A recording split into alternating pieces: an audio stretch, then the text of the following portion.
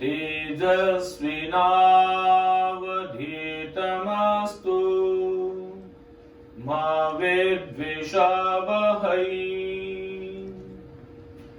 ओम शांति शांति शांति हो।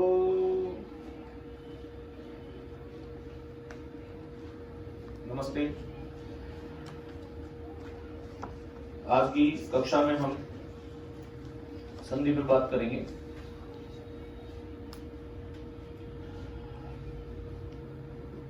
महर्षि दयानंद सरस्वती विश्वविद्यालय के बीए प्रथम वर्ष के पाठ्यक्रम में जो लघु सिद्धांत कौमुदी है उसमें पहला प्रकरण जो है वो संज्ञा प्रकरण है और दूसरा प्रकरण जो है वो संधि प्रकरण है।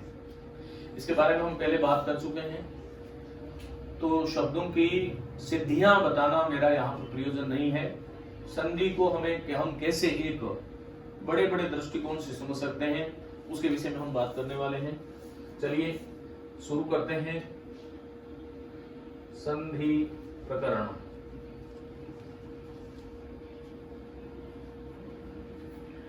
विद्यार्थियों, संस्कृत की दृष्टि से यदि हम देखें तो संधि शब्दस्य व्युत्पत्ति कथम अभवत, तो ध्यान रखें कि सम उपसर्ग है, दुधाय धातु है और इसमें की प्रत्यय है और इससे ये शब्द बनता है संधि।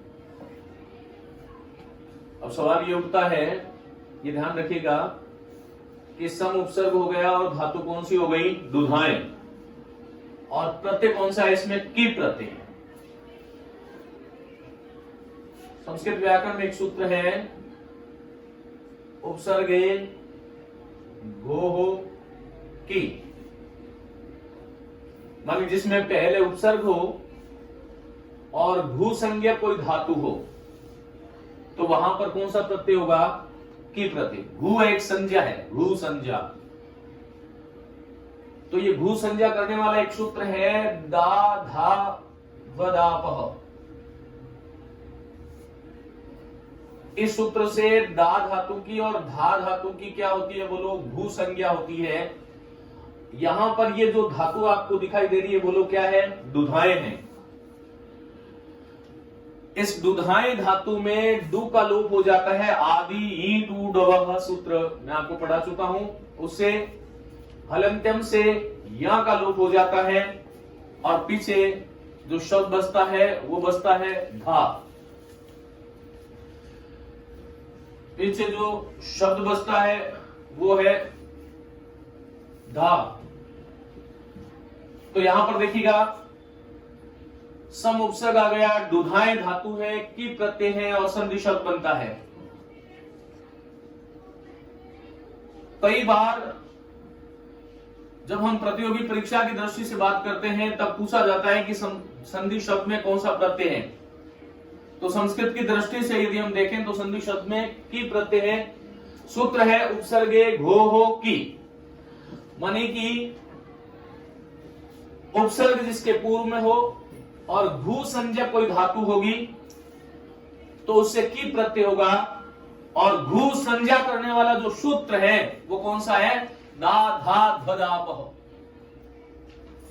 और इससे भू संज्ञा हुई और भू संज्ञा होने से धा धातु के साथ में क्या जुड़ गया? की प्रत्यय जुड़ गया। की प्रत्यय में भी क जो था उसका लोप हो गया। हम सभी जानते हैं लश व तदित एक सूत्र है। प्रत्यय के आदि में स्थित क वर्ग, ल वर्ग, ल श और कु वर्ग माने क वर्ग की संज्ञा करने वाला जो सूत्र है वो लश व तदित है। और इस प्रकार से संधि शब्द की निर्मिति होती है। ये अभी तक थी संधि शब्द की व्युत्पत्ति क्या है। विद्यार्थियों, हमें ये ध्यान रखना है कि संधि शब्द संस्कृत में पुल्लिंग है। हिंदी में यह जो शब्द है वो स्त्रीलिंग है। हिंदी में हम कहते हैं संधि हो गई, यह संधि है, लेकिन संस्कृत में कैसे हैं? एषः संधि प्रकरणम, इस प्रकार से हमें कहना चाहिए। तो संस्कृत में जो संधि शब्द है वो क्या है? पुल्लिंग है। अभी तक यहां तक कि आपको बात समझ में आ गई होगी। जैसा कि हम जानते हैं संधि का एक दूसरा नाम है संहिता। क्या नाम है? हम सभी जानते हैं एक सूत्र जिसको मैं पूर्व की कक्षा में पढ़ा चुका हूं, पर सन्निकर्ष संहिता, मानी वर्णानाम अतिशयितः सनिधि संहिता संजय स्यात्। वर्णों की जो अत्यधिक समीपता है, वर्णों की जो अत्यधिक सनिधि है, अत्यधिक जो समीपता है, वो संहिता संज्ञा होती है। संहिता शब्द का निर्माण भी सम उपसर्ग धा धातु, हम सभी जानते हैं, देखो यहां पर ही दिखाई दे रहा है, लेकिन धातु कौन सी है? दधातेर ही, धा धातु है, और कतः प्रत्यय फिर टाप प्रत्यय लग करके और संहिता शब्द की व्युत्पत्ति होती है। और संहिता और संधि समान ही अर्थ में प्रयुक्त होता है। अब यहां पर हमें यह भी ध्यान रखना पड़ेगा कि संहिता शब्द का जब हम प्रयोग करें तब जो है वह स्त्रीलिंग में आता है। किसमें आता है? स्त्रीलिंग में आता है। तो देखिएगा अब संधि की परिभाषा क्या हो सकती है। यद्यपि प्रथम वर्ष जैसी कक्षाओं में परिभाषा बताना कोई बहुत अच्छा काम नहीं है, ये हम क्योंकि 6th क्लास और 7th क्लास में पढ़ चुके हैं, इसलिए कहते हैं कि वर्ण संधानम संधि उच्यते। वर्ण संधान या वर्ण संधानम संधि उच्यते। वर्णों का जो संधान है उसको हम क्या बोलते हैं?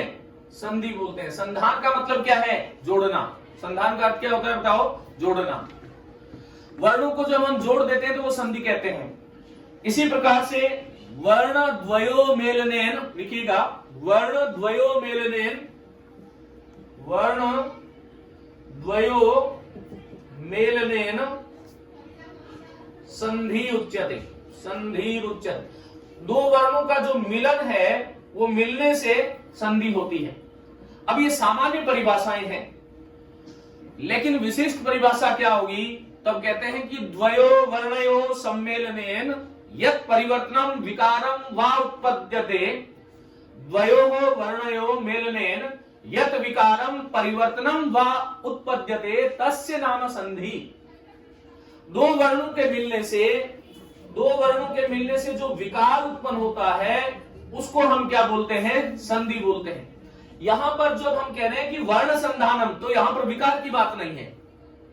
जब हम कहते हैं कि वर्ण द्वयो मेलनेन संधि उच्यते, ये सामान्य परिभाषा है। क्योंकि दो चीजों के मिलने से यदि विकार उत्पन्न नहीं हुआ तो वह संधि नहीं है। और इस संसार में जब भी कोई दो वस्तुएं मिलती हैं, जब दो विचार मिलते हैं तो कोई ना कोई विकार उत्पन्न होता ही है। उस विकार को हम जो है आदेश भी कह सकते हैं, आगम भी कह सकते हैं और लोभ भी कह सकते हैं। दो चीजें मिली और मिलने से कुछ न कुछ इन चारों में से कुछ होगा, तभी हम उसको संधि कहेंगे, अन्यथा संधि नहीं कह सकते। तब यहां पर कहा कि द्वयो वर्णयो मेलनेन सम्मेलनेन यत् विकारम परिवर्तनम विकारम आदेश आगम लोप इत्येतेषु किमपि एकम भवति। कुछ भी एक हो जाता है तो उसको हम क्या बोलते हैं? संधि बोलते हैं। तो संधि में जो आवश्यक चीज हो गई वो क्या हो गई? विकार हो गई। और विकार का मतलब मेरा क्या है? जैसे मैंने एक शब्द लिया दिक् और एक शब्द लिया गजः, दिशाओं के हाथी। अब यहां पर क का योग जब ग से हुआ तो शब्द क्या बना? बोलो दिग्गजः। तो ये क का ग बनना क्या है? विकार है। क्या है? बोलो विकार। इसी प्रकार से जब मैंने कहा प्रति और यहां पर मैंने कहा आहार, अब यहां पर देखो प्र था, त में जो ई था, इसका ये मैंने य आदेश कर दिया। क्या कर दिया? और फिर यह हलंत होता है, आगे वाला इसमें जुड़ेगा, शब्द क्या बनेगा? बोलो प्रत्याहार। तो इसका मतलब ये हुआ कि जब दो वर्ण मिलते हैं तो क्या जरूरी है? विकार, आदेश या फिर आगम। जैसे मैंने कहा संधि और छेद। क्या बोला? बोलो संधि और छेद। यहां पर बीच में च का आगम होता है। किसका? च का आगम होता है, इसलिए ये च हो गया। तो संधित छेद, ऐसा शब्द हमें कहना चाहिए। कभी कभी लोप हो जाता है, जैसे हमने कहा अतः और एव। क्या बोला? बोलो ये जब दो पद मिलेंगे तो कुछ नहीं हुआ, केवल और केवल क्या हुआ? इसका लोप हो गया। शब्द क्या बन गया? अतएव। क्या बन गया? तो हमें इन चीजों का ध्यान रखना चाहिए। अब देखिएगा, थोड़ा आगे चलते हैं। संस्कृत में एक सूत्र है, लिखिएगा सभी लोग। संहितैक पदे नित्या नित्या धातु उपसर्गयो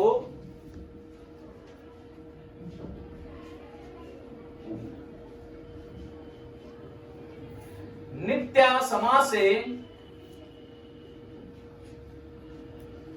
वाक्येतु सा विवक्षाम अपेक्षते। विवक्षाम अपेक्षते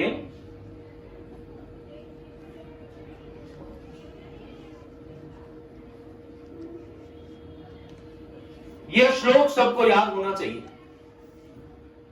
अभी हम संधि के परिचय की बात कर रहे हैं। कहा गया है कि संहितैक पदे नित्या, बोलो मेरे साथ, संहितैक पदे नित्या नित्या धातु उपसर्गयो नित्या समासे वाक्येतु सा विवक्षाम अपेक्षते।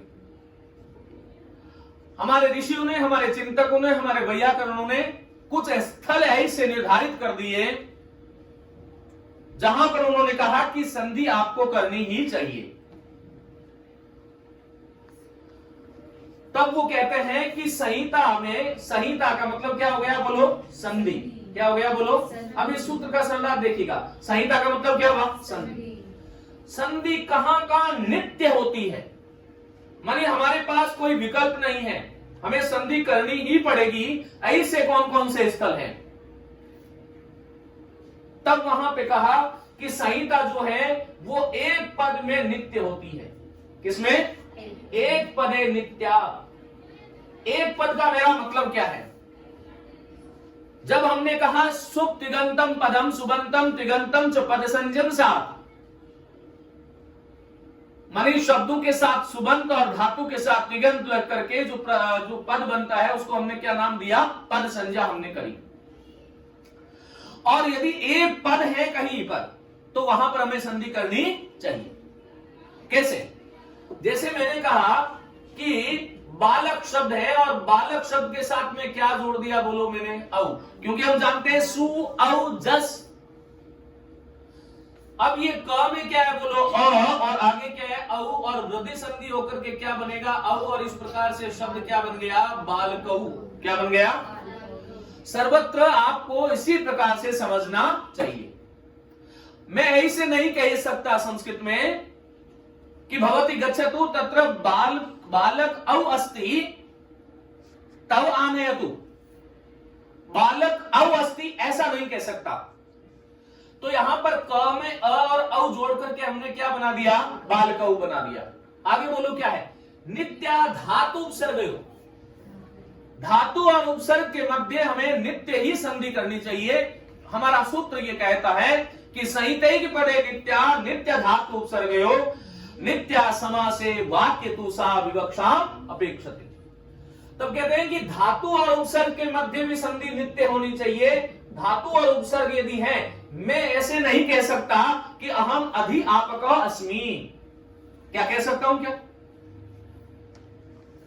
अरे मेरा मतलब यह है कि अधि उपसर्ग है और उसके साथ में आपक, आप धातु है, रूल प्रत्यय है, विसर्ग लग जाएगा, पुल्लिंग शब्द है। तो यहां पर मैं ऐसे कह सकता हूं क्या? यदि कोई मुझसे पूछे कि भगवान कहां अस्ति, आप कौन हैं, तो क्या मैं ऐसे कह सकता हूं क्या? अहम अधिआपक अस्मि। ऐसे कह सकता हूं क्या? क्यों? क्योंकि हमारा वैयाकरण पहले ही हमें निर्दिष्ट कर रहा है कि धातु और उपसर्ग के मध्य जो संधि है वह कैसे होनी चाहिए? नित्य होनी चाहिए। और इसलिए यहां पर ध में जो ई था, ई का हमने यह करके, और ये बाद में हम समझाएंगे कि क्यों ऐसा हुआ, और हमने क्या बना दिया बोलो? अध्यापक। क्या बना दिया? अध्यापक। ऐसा शब्द बना दिया। जैसे मैंने कहा प्र उपसर्ग है और अभवत भू धातु का लंग लकार प्रथम पुरुष एक वचन अभवत बनता है। और मेरी विवक्षा यदि प्र के साथ अभवत को कहने की होगी तब मैं प्र अभवत नहीं कहूंगा। क्या बोलूंगा? प्राभवत। कौन सी संधि हो गई बोलो? दीर्घ संधि। क्यों हो गई दीर्घ संधि? यह अभी का विषय नहीं है। मैं ये बता रहा हूं कि संहिता कहां कहां नित्य होती है। तब कहते हैं कि एक पद में नित्य होती है। नित्य धातु उपसर्ग, धातु और उपसर्ग के मध्य नित्य होती है। फिर कहते हैं कि नित्या समासे, चाहे आप कोई भी भाषा लें, आप हिंदी लें चाहे संस्कृत लें, ये नियम सर्वत्र लगते हैं। धातु और उपसर्ग के मध्य संधि नित्य करनी चाहिए। और जब हम किसी भी बड़े पद का जब समस्त पद बना देते हैं उसमें भी हमें संधि नित्य करनी चाहिए। जैसे मैं हिंदी में कहता हूं कि कृष्ण की एकता, क्या बोलता हूं? बोलो, कृष्ण की एकता। कौन सा समास हो गया? की लग रहा है, षष्ठी तत्पुरुष से। संस्कृत में यदि हम एतम में वाक्यम संस्कृते वदिष्यामि चेत कथम उच्चारयामि, अहम एवं वदिष्यामि यत कृष्णस्य एकत्वम। बोलो तो, कृष्णस्य एकत्वम। अब यहां पर क्या हुआ? ण में क्या था? अब कृष्णस्य एकत्वम, ये तो समास था, मैंने समास को हटाया, विभक्ति स्य का लोप कर दिया और ण वाला अ और एकत्वम वाला अ मिलकर के शब्द क्या बन गया? बोलो, कृष्णैकत्वम। बोलो, क्या बन गया? यथा वदामि सीताया पति, क्या बोलता हूं? बोलो। अब समास समस्त पद करूंगा तो क्या करूंगा? या को हटा दूंगा, मूल पद क्या है? सीता। तो मैं सीता और पति, हालांकि यहां तो कोई संधि नहीं है, यहां तो कोई संधि नहीं है। तो हमारा कहने का मतलब यह है, मैंने कहा कि मिलनस्य औत्सुक्यम। बोलो तो, मिलनस्य औत्सुकम, मिलने की उत्सुकता, मिलने की।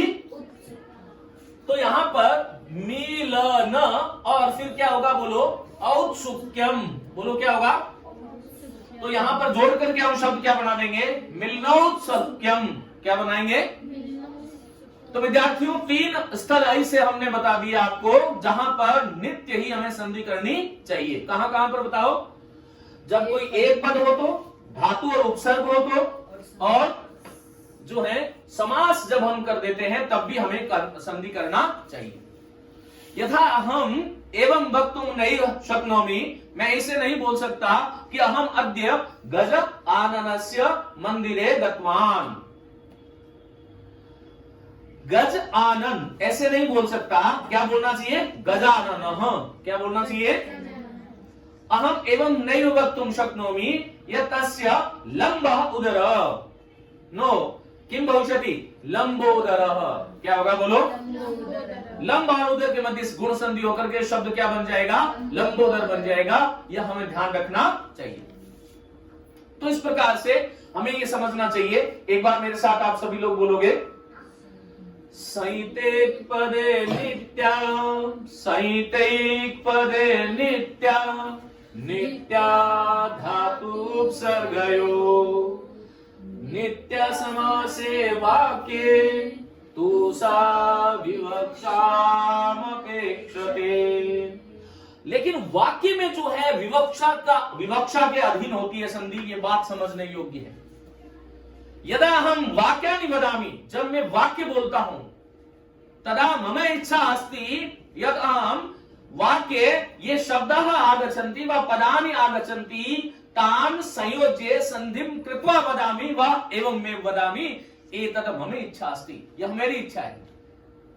जैसे मैं ये कह सकता हूं कि अहम या अयम अत्र तिष्ठति, अयम, ये भी कह सकता हूं। और या फिर इसको जोड़ करके क्या कह सकता हूं? अयम अत्र अयंत्र तिष्ठति, अयम अत्र, अयम अत्र, या फिर अत्रायम तिष्ठति, अत्रायम तिष्ठति। मैं कैसे भी कह सकता हूं। मैं कह सकता हूं कि अस्मिन् महाविद्यालये, या महाविद्यालये अस्मिन् एके शिक्षकः अस्ति, या फिर मैं ये कह सकता हूं महाविद्यालये, फिर अस्मिन् अलग लिख सकता हूं, एकः शिक्षकः अस्ति। मेरी इच्छा है एकः शिक्षक बोलूं, विद्यालय अस्मिन् अलग अलग बोलूं, या विद्यालय अस्मिन् बोलूं, या एको शिक्षक बोलूं, या एकः शिक्षक बोलूं, ऐसा मम इच्छा अस्ति। क्योंकि वाक्य में वक्ता के अधीन होती है संधि। किसके अधीन होती है? हालांकि वाक्य में भी हम ये तो नहीं कह सकते ना कि अधि और आपक अस्मि, लेकिन जहां पर 2 पद आ गए, 2 पदों में मेरी संधि की विवक्षा है तो मैं संधि करूंगा, नहीं तो नहीं करूंगा। चलिए आगे बात करते हैं क्या होता है। संधि को इस दृष्टि से यदि देखें तो संधि के 3 प्रकार होते हैं। कितने प्रकार है? 3 प्रकार। वैसे तो संधि के 5 प्रकार होते हैं, लेकिन हम कभी आगे मिलेंगे जीवन में तब बात करेंगे। अभी आपके लेवल के अनुसार यदि हम बात करें तो संधि के कितने भेद होते हैं? 3 संधि, 3 प्रकार होते हैं। पहला क्या है बोलो? अच संधि। क्या होता है बोलो?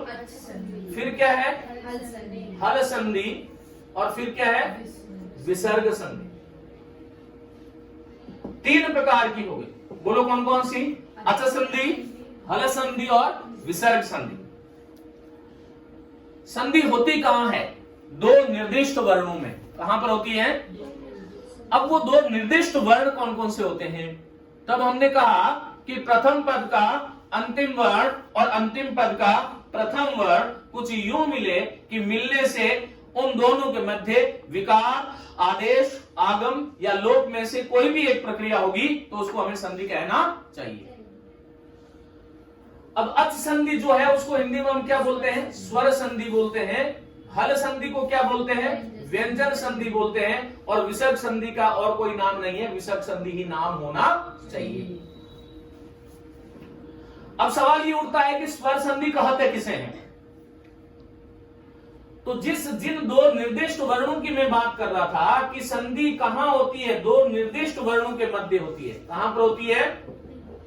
2 निर्दिष्ट वर्णों के मध्य होती है। और वो दोनों निर्दिष्ट वर्ण जो है, प्रथम पद का अंतिम वर्ण और अंतिम पद का प्रथम वर्ण, दोनों और क्या होना चाहिए? स्वर होना चाहिए, तभी स्वर संधि होगी, अन्यथा स्वर संधि नहीं हो सकती।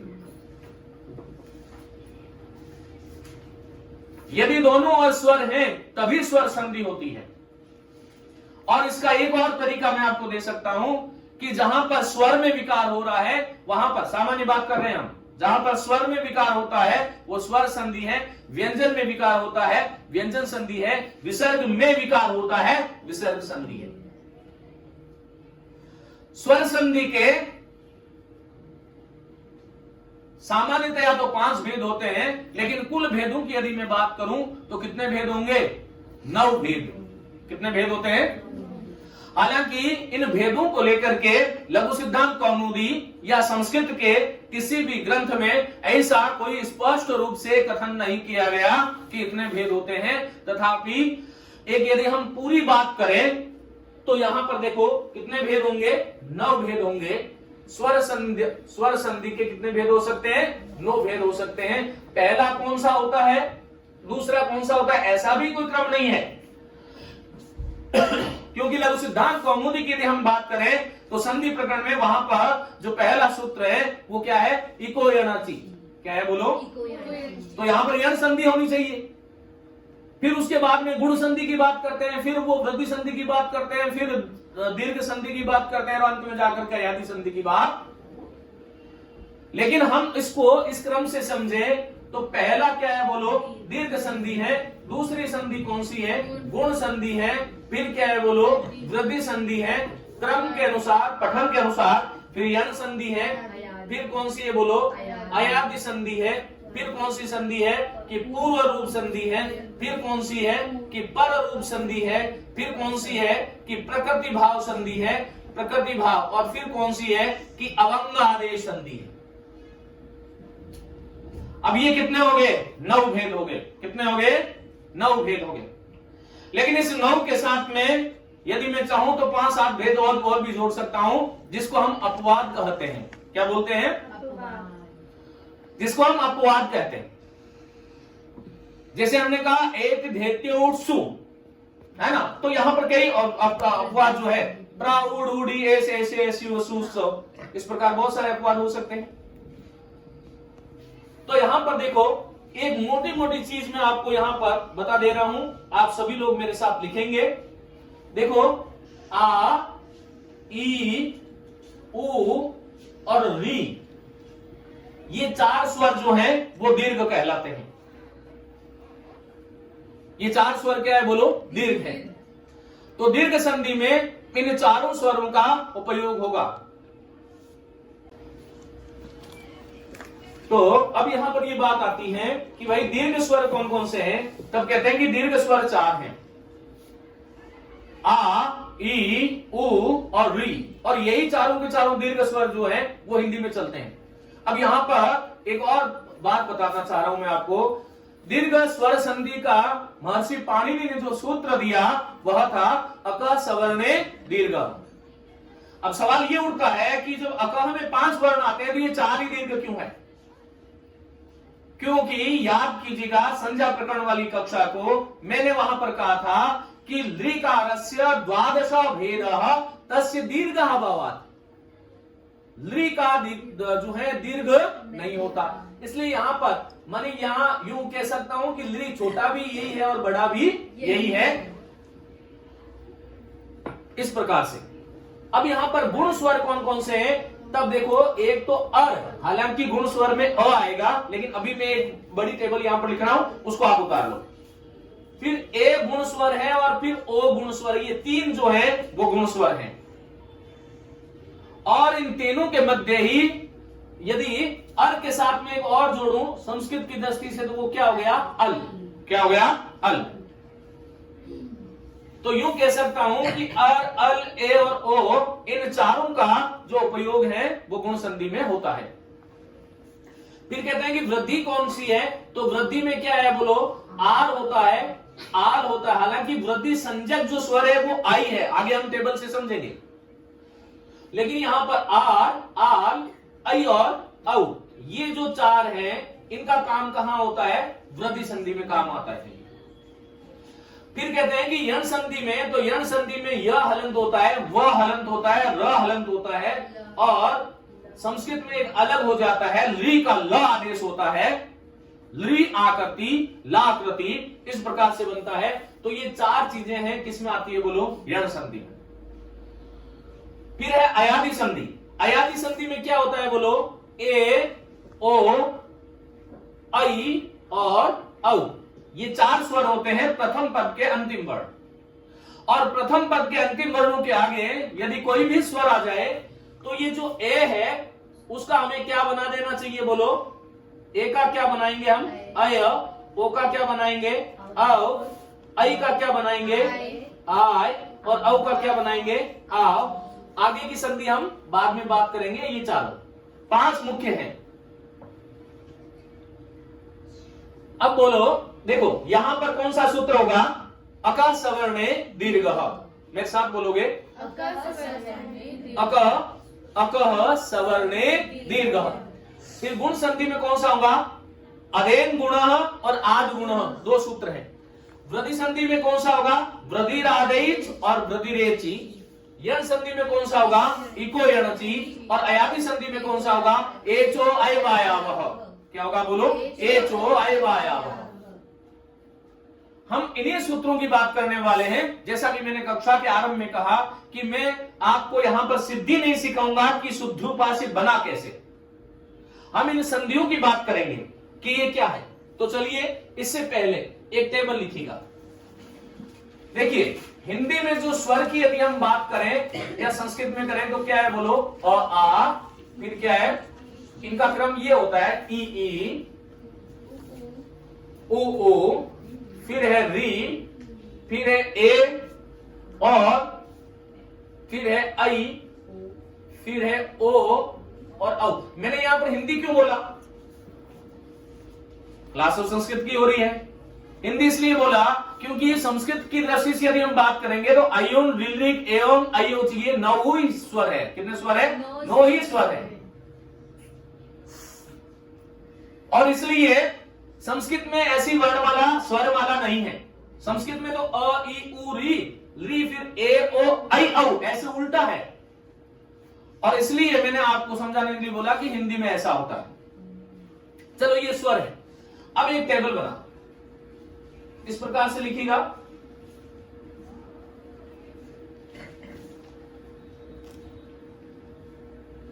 पहले हम आते हैं कि दीर्घ संधि में क्या होता है, फिर हम बात करेंगे कि गुण संधि में क्या होता है, और इसको जो समझ लेगा वो सब कुछ समझ लेगा। फिर क्या है कि वृद्धि संधि में क्या होगा, फिर यण संधि में क्या होगा, और लास्ट जो है वो फिर हम कहेंगे कि अयादि संधि में क्या होता है।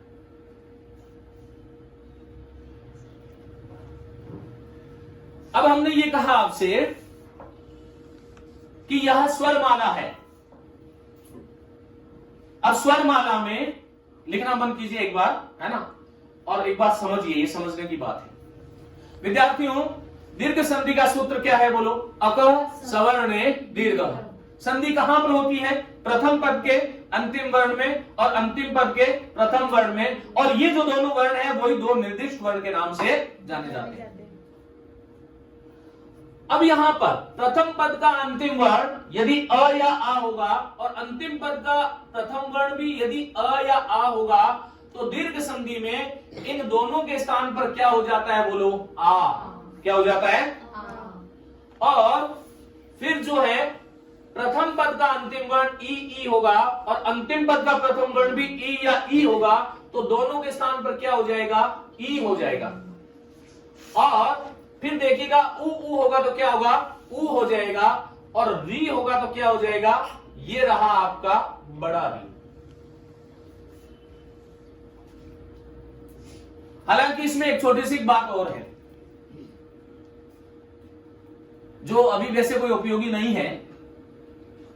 जो संस्कृत के पुरातन ग्रंथ है, उन पुरातन ग्रंथों में यह ह्रस्व री और ये दीर्घ री ऐसा कोई नहीं है। ह्रस्व री जो है वो कुछ इस तरह से लिखा जाता था, इस तरह से, और दीर्घ री जो है वो ऐसे लिखा जाता था। हमने धीरे धीरे हिंदी के प्रभाव से हिंदी में कहा कि हिंदी में छोटा री नहीं चलता और अपनाया किसको? बड़ा री को, और वहां से ये प्रचलन में आ गया और सर्वत्र इसने धूम मचा दी, कश्मीर से कन्याकुमारी तक, और सभी जगह यही चलता है। हम लिख तो बड़े वाला रहे हैं, लेकिन हम बोल क्या रहे हैं कि हमारे यहां पर जो है वो दीर्घ विकार नहीं चलता, और लिख कौन सा रहे?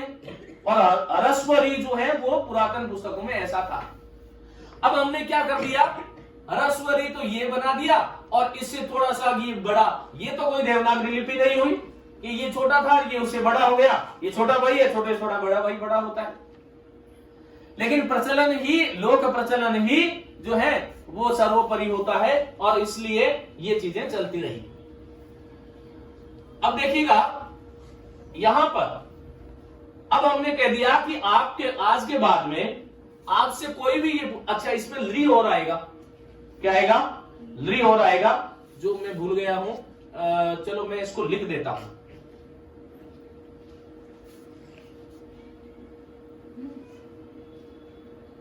क्योंकि ये जरूरी है। ये ली वर्ण है, फिर यहां पर ए है, फिर यहां पर आई है, फिर ओ है, और फिर क्या है? अब इस टेबल को ढंग से याद कर लोगे, संधि आपकी मुट्ठी में होगी, ये पक्की बात है। अब देखो गुण संधि में क्या होता है?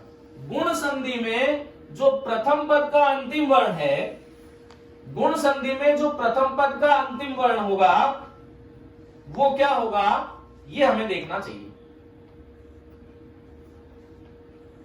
गुण संधि में प्रथम पद का अंतिम वर्ण जो है वो क्या होगा? अ या आ। क्या होगा बोलो? अ या आ। अंतिम पद का जो प्रथम वर्ण होगा वो क्या होगा? ह्रस्व ई या दीर्घ ई, कुछ भी हो सकता है। जब अ और आ का योग जब ई या ई से होगा तो क्या बन जाएगा बोलो? ए बन जाएगा। क्या बन जाएगा? ए बन जाएगा। और अ और आ का योग यदि उ या उ मानी दीर्घ उ या ह्रस्व उ किसी से होगा तो क्या बन जाएगा बोलो? ओ बन जाएगा। और री से योग करेगा तो अर बनेगा, और री से करेगा तो क्या बनेगा? अल बनेगा। जैसे हमने एक शब्द लिया राकेश, क्या लिया? राकेश। तो राकेश का संधि विच्छेद क्या होगा? राका धन ईश। क्या होगा बोलो? राका धन ईश। और हमने लिया परमोत्सव, तो क्या होगा बोलो? परम धन उत्सव, तो ओ बन गया। हमने लिया महाधन ऋषि, क्या बना? महर्षि। राजधन ऋषि, राजर्षि। शीत धन ऋतु, शीत ऋतु। ग्रीष्म धन ऋतु, ग्रीष्म ऋतु। बसंत धन ऋतु, बसंत ऋतु। हेमंत धन ऋतु, हेमंत ऋतु। और वृषभ और ऋषि जो है वृषभ इस प्रकार से राज ऋषभ, राज और ऋषभ से राजर्श्व, इस प्रकार से शब्द बनते हैं। और त्व और लृकार से क्या बनेगा बोलो, तव लकार, और मम लृकार से क्या बनेगा, मम लकार। तो यह हमें ध्यान रखना चाहिए। ये हो गई आपकी, क्या हो गई बोलो, बोलो क्या हुई, गुण संधि। अब वृद्धि संधि में भी प्रथम पद का अंतिम वर्ण क्या होगा, या तो अ होगा या फिर आ होगा, इसके अतिरिक्त कुछ नहीं होगा। और अ और आ का योग किससे होगा, बोलो किससे होगा, मानी प्रथम पद का अंतिम वर्ण तो अ और आ होता है, लेकिन अंतिम पद का प्रथम वर्ण यदि ए और आई में से कुछ भी होगा, यदि कुछ भी होगा तो इन दोनों के ही स्थान पर क्या कर देना है, आपको आई कर देना है। क्या कर देना है? और यदि इसका प्रथम पद का अंतिम वर्ण अ और आ हो और अंतिम पद का प्रथम वर्ण ओ या औ हो, क्या हो बोलो, ओ या औ हो, तो हमें क्या करना चाहिए, इसके बारे में बात करते हैं।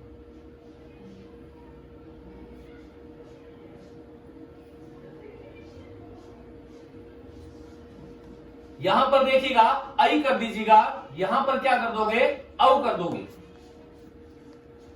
और प्रथम पद का अंतिम वर्ण यदि अ और आ होगा और अंतिम पद का प्रथम वर्ण यदि ली होगा, तो गुण संधि में अल हुआ था, लेकिन वृद्धि संधि में क्या होगा, आल। क्या होगा बोलो, आल। यदि प्रथम पद का अंतिम वर्ण अ और आ हो और गुण संधि में री होता है, लेकिन यहां पर वृद्धि संधि में क्या हो जाता है, आर। क्या हो जाता है, और इसलिए मैंने यहां पर आरंभ में कह दिया था कि आर, आल, आई और औ, ये जो चार चीजें हैं वो किसमें काम आती है, वृद्धि संधि में। फिर कहते हैं कि यण संधि में क्या होता है, तो यण संधि में प्रथम पद का जो अंतिम वर्ण है वो ई, उ, री या ली में से कुछ भी हो सकता है, लेकिन आगे असमान स्वर आना चाहिए, माने ई के बाद में ई नहीं आना चाहिए। यदि ऐसा होता है तो ई का क्या बनेगा, य बनेगा, उ का क्या बनेगा, व बनेगा, री का क्या बनेगा, र बनेगा, और ली का क्या बनेगा, ल बनेगा। यण संधि में जो ध्यान देने योग्य बात है वह यह है कि आपको ध्यान रखना है कि य, व, र, ल से पहले पूर्व सदैव जो है वो हलंत होता है, हलंत होता है, यह हमें ध्यान रखना चाहिए।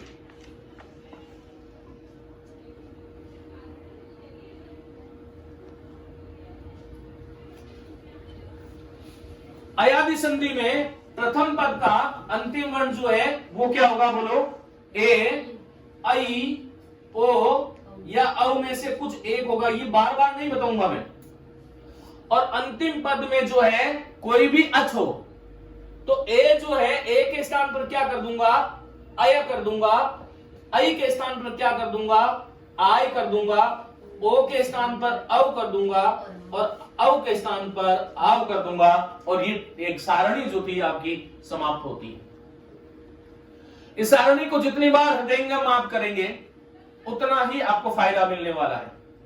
अब एक और चीज मैं आपको बता देता हूं, विद्यार्थियों ध्यान रखो, जहां पर संधि हो रही है वहां पर आपको आ दिखाई दे, ई दिखाई दे, उ दिखाई दे, री दिखाई दे, तो कौन सी संधि माननी चाहिए?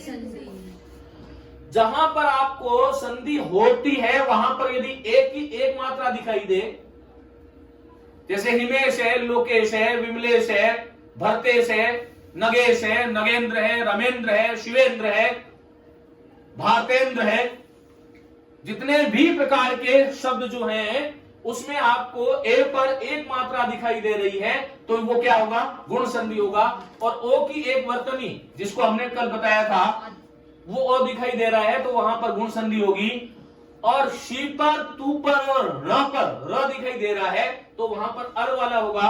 और मम लकार और तव लकार, ये दो शब्द याद रखना है, गुण संधि होगी। वृद्धि संधि जहां से बीच में टूटती है वहां पर आर और आल के देखिए दो उदाहरण है, जहां पर आई की दो मात्राएं दिखाई दे, जैसे कृष्णैकत्वम, जैसे तथैव, जैसे वसुधैव, बहुत सारे शब्द है, एकैकम। इस प्रकार जहां पर आई की दो मात्रा दिखाई दे और औ की जहां पर दो मात्रा दिखाई दे, वहां पर कौन सी संधि होगी, वृद्धि संधि। यण संधि में मैंने बता दिया य व र से पहले हलंत आना चाहिए। क्या आना चाहिए?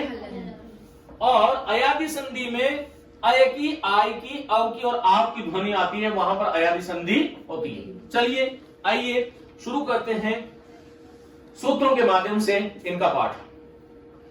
पहला सूत्र जो मैं आपको समझाने वाला हूं वो है इको यणचि। क्या है बोलो? इको यणचि। इको यणचि। ये देखन में छोटा लगे, घाव करे गंभीर, वह वाली बात है। न केवल संस्कृत व्याकरण में अपितु हिंदी की व्याकरण के लिए भी ये अत्यंत ही महत्वपूर्ण सूत्र है। सूत्र क्या कह रहा है? यण संधि का विधान करते हुए हमारा ऋषि एक ही बार में संपूर्ण संसार के इस परिधि में आने वाले शब्दों को लेते हुए कहते हैं कि इको यणचि। क्या बोलते हैं? इको यणचि। कि इक के स्थान पर इक स्थाने यण स्यात् अचि संहितायाम विषय। कि भाई इक के स्थान पर क्या कर दो? इक के स्थान पर क्या कर दो? यण कर दो। क्या कर दो? यण कर दो। एक आपको कुछ बातें समझाता हूं। संधि के क्षेत्र में कुछ होता है स्थानीय, कुछ वर्ण स्थानीय होते हैं, कुछ आदेश होते हैं, कुछ पूर्व है, कुछ पर है और कुछ एकादेश है। इन शब्दों का बार बार सामना करना होता है विद्यार्थी को। तो हमें ये ध्यान रखना चाहिए कि इसका गणित क्या है। स्थानीय का मतलब है जिसके स्थान पर कुछ आदेश किया जा रहा है वह स्थानीय है। जैसे मैंने एक शब्द यहां पर पहले ले लेता हूं आपको। मैंने कहा सुधी धर्म उपास्य। तो यहां पर देखो ध में क्या है? संधि कहां हो रही है? यहां पर मैंने कहा मैं इसमें नहीं चाहूंगा कि स में ऊ था, उसका वो क्यों नहीं हुआ। ध में ई था, ऊ इधर भी था, फिर इसका वह क्यों नहीं हुआ। तस्मिन् इति निर्दिष्टे पूर्वस्य स्थान अंतरतम अनचिच झलाम जस जसी। इन सूत्रों की हम बात नहीं कर रहे। हम तो सीधा आपको ये बता रहे हैं कि सुधी में जो ध में जो ई है और उपासी का जो ऊ है, ये जो संरचना जो बनी है वो कौन सी संधि की बनी है? यण संधि की। और यण संधि में ई के स्थान पर क्या हो गया? य। मैं ई के स्थान पर यह बताना मेरा अभी लक्ष्य नहीं है। लक्ष्य यह है कि स्थानीय क्या होता है और आदेश क्या होता है, यहां हम जाने। अब यहां पर स्थानीय मानी जिसका स्थान है, जो स्थान पे था, कौन था? ई। तो ई वर्ण संस्कृत संधि प्रक्रिया में यहां पर क्या कहलाएगा? स्थानीय कहलाएगा। और ई का मैंने य के स्थान पर किया, इसलिए यह क्या कहलाएगा? आदेश कहलाएगा। स्थानीय और आदेश। तो यह हमें ध्यान रखना चाहिए। फिर एक होता है कि पूर्व वर्ण। क्या होता है बोलो? पूर्व वर्ण। अब सवाल ये उठता है कि पूर्व वर्ण क्या है? जैसा कि मैंने कहा संधि में दो निर्दिष्ट वर्ण होते हैं। इन निर्दिष्ट वर्णों में जो प्रथम पद का अंतिम वर्ण है वो पूर्व वर्ण कहलाता है। क्या कहलाता है? पूर्व वर्ण। और जो अंतिम पद का जो पहला वर्ण है वो क्या कहलाता है? पर वर्ण कहलाता है। और इसलिए पर का मतलब क्या हुआ? आगे वाला। क्या होगा बोलो? आगे वाला का मतलब अंतिम पद का पहला वर्ण और पूर्व का मतलब प्रथम पद का अंतिम वर्ण। तो संधि के क्षेत्र में स्थानीय जिसके स्थान पर हो रहा है आदेश। आप ई और ये याद रखना, परिभाषाओं को छोड़ो।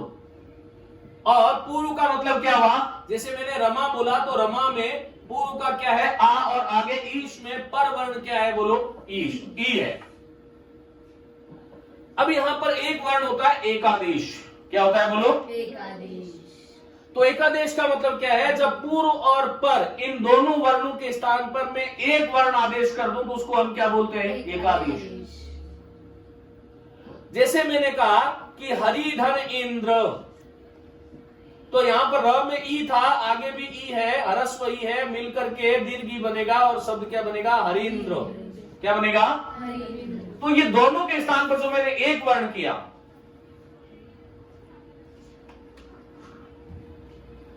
दोनों के स्थान पर जो मैंने एक वर्ण किया संधि के क्षेत्र में, वह क्या कहलाएगा? एकादेश। क्या कहलाएगा?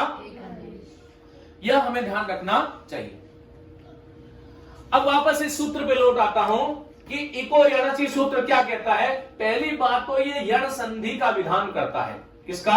यण संधि का विधान करता है। यण संधि जब भी आए तो यह सूत्र आपको ध्यान में रखना होगा कि इको यणचि। क्या रखना होगा? इको यणचि।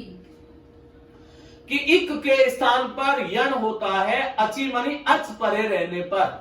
क्या रहने पर? अच परे रहने पर। पुरानी कक्षाओं को आप याद करो, मैंने आपको कहा था कि कोई भी सूत्र जब आपके सम्मुख आता है तो उसका सूत्रार्थ करने के लिए सबसे पहले हमें उसका पदच्छेद करना चाहिए, और पदच्छेद करके विभक्तियां देखनी चाहिए, और विभक्तियां देख करके उसका अर्थ करना चाहिए, और फिर हमें वृत्ति की तरफ बढ़ना चाहिए। यह है प्रक्रिया। तो हमने यहां पर कहा कि इकः षष्ठी विभक्ति है, इकः स्थान में यण प्रथमा विभक्ति है, और अचि तस्मिन्निति निर्दिष्टे पूर्वस्य सप्तमी विभक्ति से निर्दिष्ट पद जो है वह अचि है। इसमें क्या है बोलो? तो अचि का मतलब क्या हुआ? अच परे रहने पर। क्या हुआ बोलो? संपूर्ण संस्कृत जो है वो माहेश्वर सूत्रों के साथ विभक्तियां लगा करके फैली गई है। बस उनको हमने यदि समझ आ गया तो आनंद ही आनंद है, और नहीं तो कभी आनंद मिलने वाला नहीं है। जैसे कुछ लोग बहुत मुंह बना करके बैठे हैं, ऐसे लग रहा है कि इनको ठोक करके यहां पे बिठा दिया है, लेकिन कोई नहीं। जब स्वतः मिलता है कोई चीज तो उसका थोड़ी महत्ता कम होती है। तो एक स्थाने यण शाद अचि संहितायाम विषय। अब यहां पर सवाल यह उठता है कि भाई ये एक होता क्या है? तब यहां पर महेश्वर सूत्र याद कीजिएगा। क्या थे बोलो? अयुन, ऋलिक, एवं, अयुस, अयवर्त, लर्ण, यमगणम। यहां तक सुन लो पहले।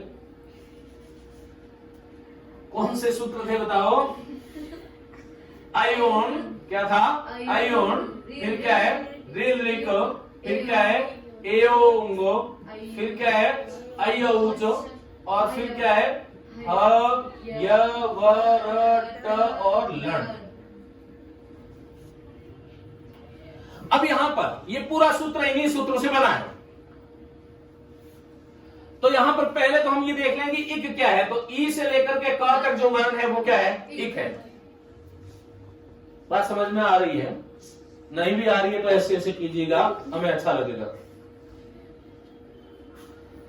तो ई का इक क्या हुआ? इक का मतलब क्या हो गया बोलो?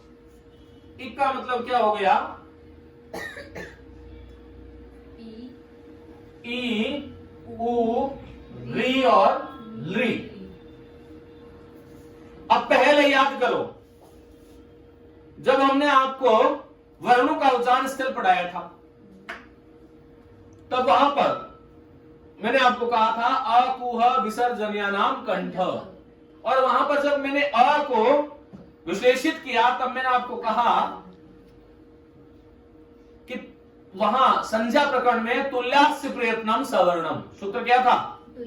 तुल्यास्य प्रयत्नम, मानी तालु आदि आभ्यंतर स्थानम, तालु आदि उच्चारण स्थान और आभ्यंतर स्थानम चैति यत् द्वयम येन तुल्यम तन्वितः सवर्ण संज्ञा स्यात्।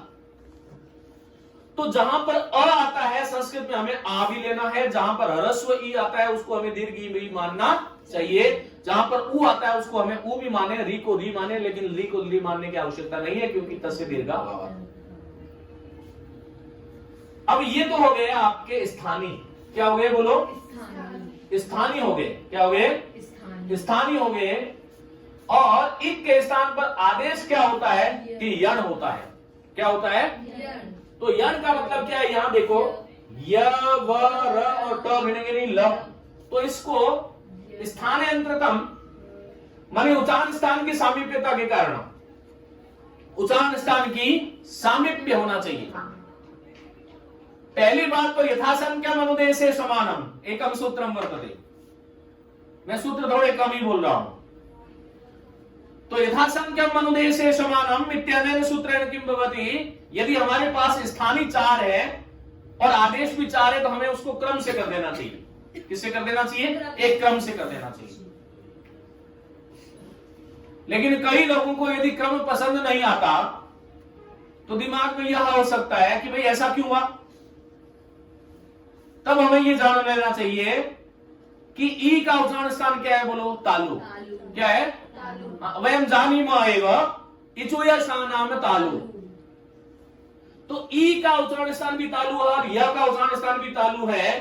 तो ये पड़ोसी वे कि नहीं वे? दोनों एक घर में रह सकते हैं। कोई गड़बड़ है क्या? लड़े तो लड़े कोई नहीं, लेकिन रहना तो एक में ही पड़ेगा। और उपपद्यमान या नाम औष्ठव, यह जो सूत्र था इससे ऊ का और व का उच्चारण स्थान एक सिद्ध होता है। यह स्थान की अंतरतमता है, स्थान का आंतर्य है, जिसके कारण ऊ का हमें व करना चाहिए। और री के स्थान पर ऋतुर शानाम मूर्धा और लितुल सानाम दंता, तो यहां पर ये री का क्या कर दूंगा? ल कर दूंगा। और इधर क्या होना चाहिए? अची मानी अच परे होने पर। करूंगा कब? अच परे होने पर। यदि अच परे नहीं है और जहां भी आप ई देखो, ऊ देखो, ऊ देखो, री देखो और वहां पर लक लेके दौड़ पड़ो कि आ इधर तेरे को यह बनाता हूं, तो गड़बड़ हो जाएगा।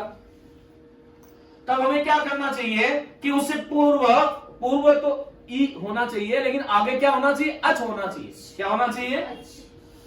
चलिए, महर्षि पाणिनि यहां पर एक सूत्र देते हैं और वो सूत्र क्या? एक शब्द देते हैं और वो कहते हैं कि सुधी भी उपास्य शुद्धि उपास्य। सुधी उपास्य क्या है? बोलो। सुधी, इसका तात्पर्य क्या है? विद्वान। क्या है? बोलो। सुधी भी उपास्य, सुधियों के द्वारा उपास्य उपासना करने योग्य जो है भगवान विष्णु का विशेषण है शुद्धोपास्य। तो यहां पर ये जो अब हमें देखना है कि यहां पर सूत्र कौन सा लग रहा है? बोलो। इको यणचि। क्या लग रहा है? बोलो।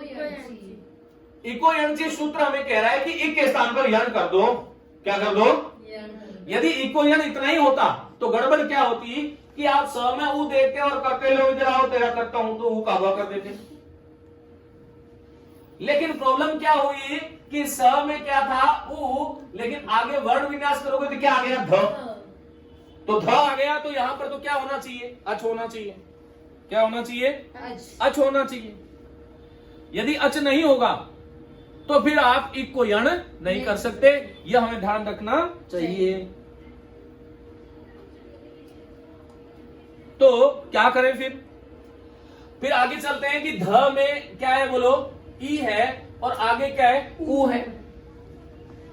अब सवाल ये उठ गया कि मैं इसके स्थान पे करूं कि इसके स्थान पे करूं, तो पहले कौन आया? ई आया। तो यहां पर क्या हुआ? ई का मैंने क्या कर दिया? यह कर दिया, क्योंकि आगे ऊ क्या है? अच है, मानी स्वर है। कुछ ये भी कह सकते हैं कि उपासी का क्यों नहीं किया? तो उपासी में पहले ऊ है लेकिन आगे प आ जाएगा, इसलिए इक के स्थान पर यण तो होता है, लेकिन कब होता है? अच परे रहते हैं। कब होता है? और इनमें हमें 3 अच मिल रहे थे। स में ऊ भी अच था, ध में ई भी अच था और उपास्य का ऊ भी अच था। लेकिन इन तीनों के अचों के स्थान पर किस पे करें? तब कहा कि भाई सु का सु रहने दो, ध हलंत हो जाएगा क्योंकि ई को मैं निकाल लूंगा तो ध हलंत हो गया। और ये जो ई है इस ई का मैं क्या कर दूंगा? यह कर दूंगा। क्या कर दूंगा? क्योंकि यण संधि ने मुझे यही सिखाया था। यण संधि ने क्या सिखाया था? ये सिखाया था, देखो, कि इक के स्थान पर, ई के स्थान पर क्या करना है? मुझे यह करना है। क्या करना है? यह करना है। अब यहां पर देखो, ई का यह करूंगा, ऊ के स्थान पर व करूंगा, री का र करूंगा और ली का ल करूंगा। अब यहां पर देखिए आप, ये जो था इसके साथ में हम क्या कह रहे हैं कि इक के स्थान पर यण कर दो। इक के स्थान पर, ये समझ में आई गई बात। अब देखो, इक के स्थान पर यण करें तो सुधी में जो ध में जो ई था उसको हमने क्या बना दिया? य। आगे क्या है? बोलो। उपास्य। क्या है बोलो? उपास्य।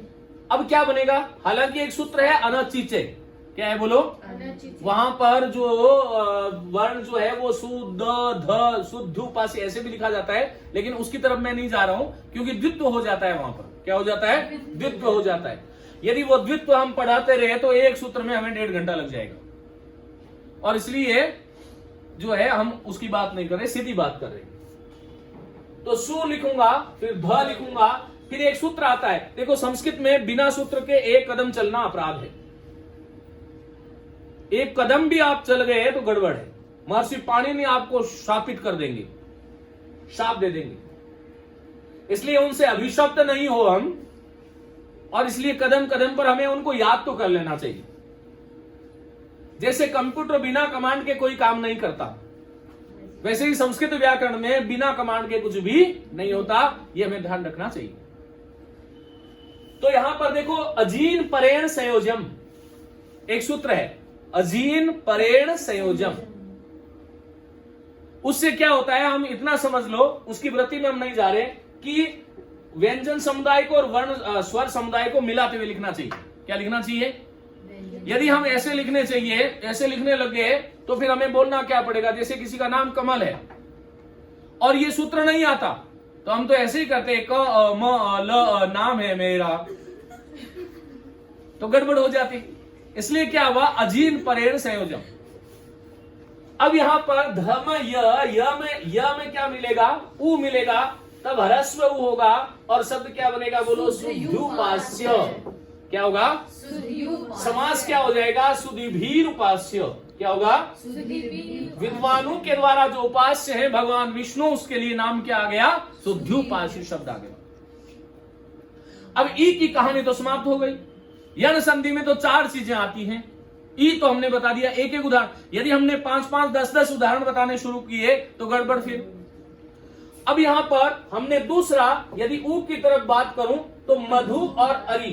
अब मधु नाम देखने में बड़ा सुंदर लग रहा है, लेकिन यहां पर मधु जो है वो शहद नहीं है।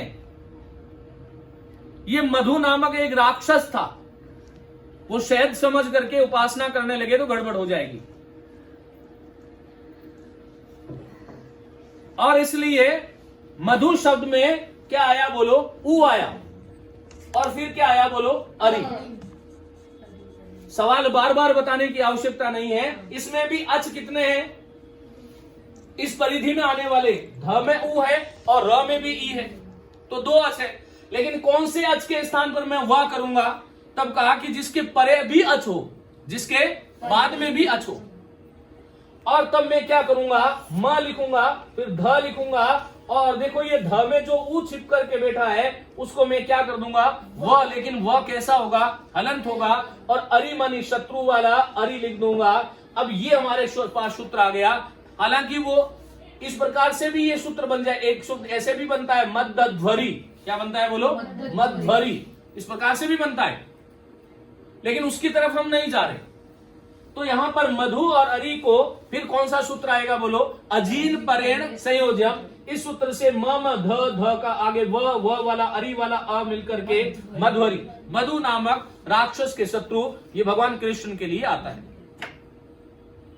तो यण संधि का दूसरा पार्ट। अब कितने भी शब्द बना लो तुम, जैसे मैंने कहा शिशु और अंग, बोलो क्या होगा? ये सारे के सारे जो शब्द हैं वो इसी इको यणसी सूत्र की परिधि में आते हैं। तो शिशु और अंग को जब मिलाओगे तो श में जो ऊ है उस ऊ का व कर दोगे, शब्द क्या बनेगा? शिश्वंग। क्या बनेगा बोलो? शिश्वंग। शिश्वंग क्या बनेगा? तो इस तरह से हमें ध्यान रखना चाहिए। सु और आगतम यदि इत्यानयो पदयो मेलनम वयम इको यणचि इत्यानेन सूत्रानुसारम कुर्मः चेत किम शब्द भवत्? को शब्द आयाति? स्वागतम। क्या आता है? स्वागतम। स्वागतम। अब तो स्वागतम कर रहे हैं हम, हंसना चाहिए आप लोगों को। नहीं, हम शोक सभा में थोड़ी आए हैं, नहीं, थोड़ा हंसते हुए बैठो, अच्छा लगेगा। तो शिशु और अंग से क्या बनेगा? शिशुअंग। प्रमाणु और अस्त्र क्या बनेगा बोलो? प्रमाण वस्त्र। क्या बनेगा? प्रमाण। ऐसे हजारों हजारों शब्द हम कह सकते हैं। अनु और अय, अन्वय। क्या बनेगा बोलो? और चमु और अंग, चमवंग। चमु कहते हैं सेना को, सेना का अंग, एक कोई अंग टुकड़ी है, उसको हम कहते हैं चमवंग।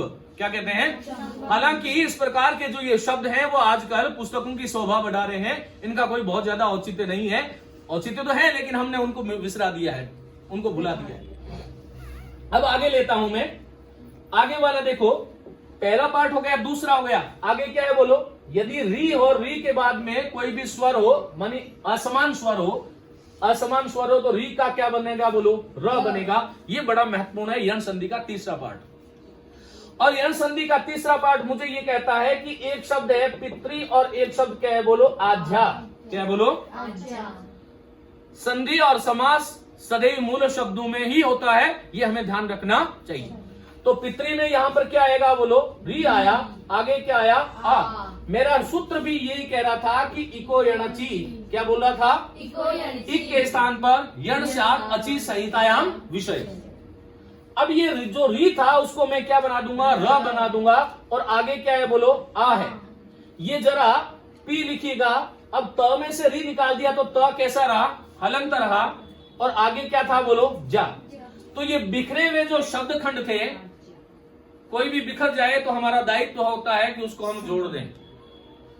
और त, र और आ, ये जो था, इन तीनों से मिलकर के एक संयुक्त वर्ण बना और वो त्रा बना और शब्द क्या बना? पित्राज्या। क्या बना बोलो? पित्राज्या। इसी प्रकार से मातृधन अनुमति, माता की अनुमति आवश्यक है।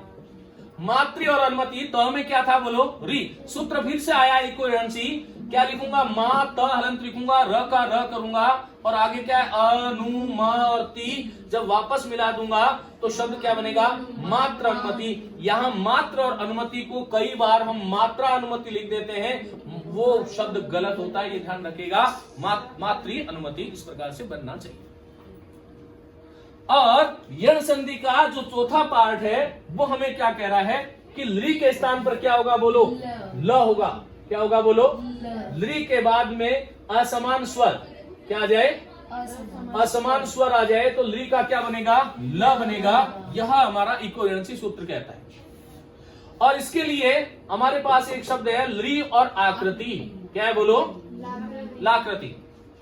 महर्षि पाणिनि की अष्टाध्यायी में लोक संस्कृति कण कण में बसती है, उसकी आत्मा है लोक संस्कृति। महर्षि पाणिनि ने वो हमारा लोकाचार जो था, जो चाहे त्योहार हो, चाहे उत्सव हो, चाहे हमारा खान पान हो, चाहे हमारा रहन सहन हो, उन सबको व्याकरणात्मक ढंग से पिरो दिया और इसीलिए ये क्लिष्ट होते हुए भी एक लोकानुरंजक शास्त्र बन गया, जिसको हमने अष्टाध्यायी कहा। और ली में आगे अ आया तो ली का क्या बना दूंगा? ल। और आगे क्या है? आकृति। बोलो कौन सा सूत्र लगाऊं? अजीत परेण संयोजम। क्या बना दूंगा? लाकृति। भगवान लिकारस्यैव आकृति यस्य स तादृश। कहा भगवान कृष्ण भगवान जब वो मुरली बजाते हैं तो वो कुछ इस तरह से हो जाते हैं और इसलिए उसको भगवान कृष्ण को क्या बोलते हैं? लाकृति बोलते हैं। इस तरह से हो जाते हैं। तो ये यण संधि के 4 पार्ट हुए। उसके बाद में जो आगे की जो संधि है उसको हम ये कहते हैं कि हम गुण संधि की बात करते हैं। किसकी बोलो? गुण संधि के 2 सूत्र यहां पर आपको ध्यान रखना पड़ेगा। एक तो है अदेन गुण, क्या है बोलो? और एक दूसरा सूत्र है आद गुण। अदेन गुण जो है वो गुण संज्ञा विधायक सूत्र है। क्या है बोलो? गुण संज्ञा विधायक है। और आद गुण जो है वो गुण संधि विधायक सूत्र है। 2 सूत्र हैं और इन 2 सूत्रों के माध्यम से पहला सूत्र क्या आता है बोलो? अदेन गुण। क्या आता है बोलो? मैंने आपको कहा कि किसी भी सूत्र को देख करके हमें घबराना नहीं चाहिए, पहले क्या करना चाहिए? उसका पदच्छेद कर लेना चाहिए। और तब महर्षि पाणिनि क्या कहते हैं कि अत और फिर एंग, क्या है बोलो? और इनकी क्या हो जाएगी? गुण संज्ञा। यहां पर प्रयुक्त जो गुण है वो संज्ञा है। मैंने आपको पूर्व की कक्षाओं में ये बताया होगा कि संस्कृत की पूरी व्याकरण संज्ञाओं का खेल है। किसका? जिसमें करीबन 65 संज्ञाएं बनती हैं। ये कोई वो नहीं है कि कहीं लिखा हुआ है, मेरे अनुसार इतनी संज्ञाएं बननी चाहिए। तो यहां पर गुण संज्ञा विधायक सूत्र है अत। अत का मतलब क्या हो गया बोलो? अ। क्या हो गया बोलो? अ। ये बहुत ध्यान से समझने की बात है, ध्यान से समझोगे तो आएगा, नहीं तो कभी नहीं आएगा जिंदगी में। और फिर एंग क्या हो गया? प्रत्याहार। क्या हो गया बोलो? आपको ध्यान है ना? ये देखो यहां पर हमने ये कहा था एंग, यहां पर कुछ सूत्र लिखे थे हमने अभी, और ये देखिएगा आयोन, रिलरिक, एओंग, अयोज। तो एंग क्या है? ये ए रहा और ये क्या है? उंग है। यहां से यहां तक तो एंग होगा, यहां से यहां तक एच होगा, यहां से यहां तक ऐच होगा, ये आगे आने वाले हैं, ये ध्यान रखिएगा। तो यहां पर कह रहे हैं कि अत की, किसकी बोलो? अत की और एंग की। अत की और एंग। एंग का मतलब क्या हो गया? ए और ओ। क्या हो गया? इनकी हमें गुण संख्या कहनी चाहिए। अत का अर्थ क्या है? यहां पर अत का अर्थ केवल अ है। क्या है बोलो? अब आप ये कहोगे कि सर आपने तो ये पहले हमें गुण संधि का जब टेबल बताई तब तो वहां पर अर और अल बोला था, लेकिन उसको समझने के लिए हमें एक सूत्र को समझना पड़ेगा, और वो सूत्र वाणिनि कहते हैं ऊरण रपरः। ऊरण रपरः। और इस सूत्र को यदि हम सही ढंग से नहीं समझे तो जिंदगी भर रपर रपर ही करते रहेंगे। आप लोगों को पता होना चाहिए, आप जब देखोगे तो आपको बड़ा आनंद आएगा। देखो यहां पर पितृ शब्द है। क्या है बोलो? पितृ। और पितृ शब्द की षष्ठी विभक्ति एक वचन क्या बनता है बोलो? पितुहु। क्या बनता है बोलो? पितुहु। मैं ये कहना चाह रहा हूं कि पितृ की षष्ठी विभक्ति एक वचन क्या बनती है? पितुहु। तो यहां पर पी का पी रहा, यहां भी था, त का त रहा, यहां पर जो री था उसका क्या बन गया? उ। तो महर्षि पाणिनि ने बोला तो क्या? ऊरण रपरः। लेकिन मैंने कहा मानवीय मेधा का निकष था महर्षि पाणिनि, और इसलिए उन्होंने उल्टा कहा कि भाई ये री है। क्या है बोलो? री के स्थान पर होने वाला जो अण है वो र पर में लेकर के प्रयुक्त होगा। अब ये र पर क्या है? तब कहते हैं कि र प्रत्याहार है। क्या है बोलो? आप लोग याद करो, इति महश्वराणि सूत्राणि अनादि संजार्थानि हकारादिषु अकार उच्चारणात् लण मध्यत्व संज्ञकः। जब हमने माहेश्वर सूत्रों की बात करी थी, घबराओ नहीं, माहेश्वर सूत्रों की जब हमने बात करी थी वहां पर लण मध्यत्व संज्ञक बोला था हमने। और उससे मैंने ये भी कहा था कि संपूर्ण व्याकरण में 44 माहेश्वर सूत्र है, प्रत्याहार बनाए जा सकते हैं। कितने? 44। महर्षि पाणिनि की जो अष्टाध्यायी है उसके ऊपर सीधे सीधे तो 41 बनते हैं, लेकिन ऊरण रपर से एक र प्रत्याहार आ जाता है और इसी में इसका प्रयोग होता है। तब यहां पर देखो री के स्थान पर होने वाला अण। अब ये री कितने प्रकार का है बोलो? 30 प्रकार का। कितने प्रकार का? क्योंकि 18 तो खुद के और 12 ली के। और महर्षि कात्यायन वार्तिक क्या कहा था? री ली वर्णयो मिथा सावर्ण्यम वाचम। तो ये 30 प्रकार के री का बोधक एक ऊ था। और फिर अण क्या हो गया? अण भी प्रत्याहार है, जिसमें क्या है? अ, ई और उ अ, ई और उष 3 वर्ण आते हैं। और फिर इनके साथ में र मनी र प्रत्याहार लगा दो तो ये अर हो जाएगा, ये अल हो जाएगा, इर हो जाएगा, इल हो जाएगा, उर हो जाएगा, उल हो जाएगा। ये कह तो अत दिया, लेकिन इसके अंदर कुछ और ही छिपा हुआ निकला है ना। जब हमने इसको इस सूत्र में घटित करा दिया तब ये हुआ कि अर अल इर इल उर उल, ये अण है कि नहीं है? इसके साथ में र लगा दिया मैंने, वहां पर प्रत्याहार है। ये जो है अत का मतलब ये 6 चीजें हो गई, और एंग का मतलब क्या हो गया? ए और ओ हो गया। इनकी हमें गुण संज्ञा करनी चाहिए। तब गुण संज्ञा करनी चाहिए, तब आगे सूत्र आता है कि आद गुण। क्या होगा बोलो? अवर्णाद अचि परे स्यात् ए ओ आदेश भवति।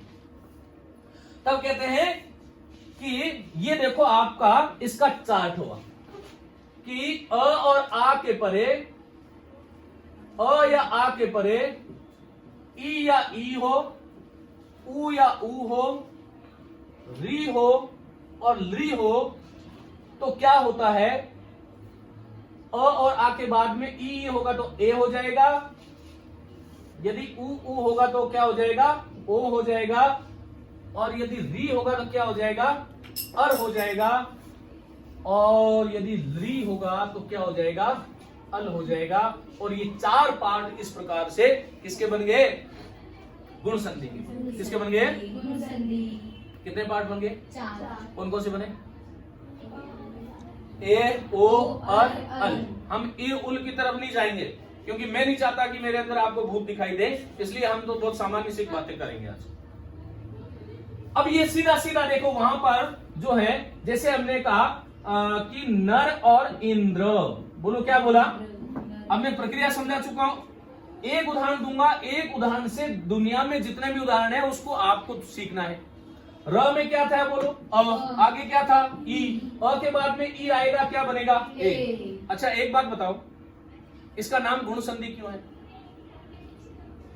क्यों है, संधि कहां होती है, प्रथम पद के अंतिम वर्ण में, अंतिम पद के प्रथम वर्ण, और प्रथम पद का अंतिम वर्ण अ जहां पर आया संस्कृत में उसको हमने सवर्ण भी मानना है, आ भी मानना है, ई जहां पर आएगा उसको हमें ई भी मानना है। तो अ या आ का उच्चारण स्थान क्या है बोलो, कंठ है, और ई का उच्चारण स्थान क्या है, और ए का उच्चारण स्थान क्या है, मानी अ और ई के स्थान पर होने वाला जो ए है उसमें अपने वर्ण संघटकों का उच्चारण संबंधी गुण है, और इसलिए हमने उसको क्या कह दिया, गुण संधि कह दिया। ये हमें ध्यान, वृद्धि संधि का भी यही लॉजिक है। यण संधि का नाम यण संधि क्यों हो गया, लड़ क्यों नहीं हुआ, अयादि संधि का नाम पयादि क्यों नहीं हो गया, समझ में आ रही है ना बात। तो प्रत्येक संधि जो है उसका कोई ना कोई विधान होता है, क्या होता है, विधान होता है। अब यहां पर नर और इंद्र में ये र का अ गया, इंद्र का ई गया, ये पूर्व था, ये पर था, इनके ऊपर एकादेश हो गया और शब्द क्या बना, अब नरेंद्र बना लो, सुरेंद्र बना लो, गुडाका और ईश क्या बनेगा, गुडाकेश, क्या बनेगा बोलो, गुडाका किसको कहते हैं,